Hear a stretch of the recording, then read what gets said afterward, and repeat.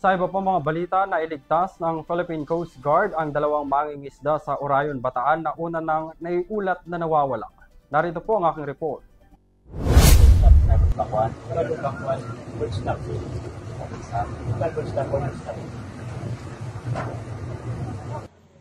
Kuha iyan ng mga tauhan ng Philippine Coast Guard Station sa vicinity waters ng Orayon, Bataan noong Lunes, July 7.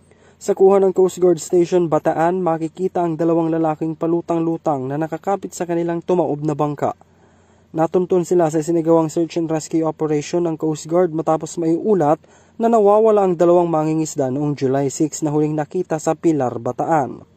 Dito kaagad na nakipag-ugnayan ng SAR team sa pamilya ng mga nawawalang mangingisda at nagsagawa ng operasyon gamit ang BRP Boracay o FPB-2401 at natunto ng dalawa sa 4.7 nautical miles northeast ng Orayon. Base sa report ng PCG, nakaranas ng malakas na alon ng dalawa na may edad na 70 at 71 years old habang sila ay nangingisda. Ligtas na ang dalawa at patuloy na inoobserbahan ang kanilang kondisyon. Ayon sa Coast Guard Bataan, ang matagumpay na operasyon ay magsisilbing dedikasyon sa kanilang kahandaan sa operasyon at koordinasyon ng interagency ng PCG sa pagtupad ng kanilang mandato. Para sa EuroTV News, ako si Henry V. Nicolas, sumasaludo sa bawat Pilipino.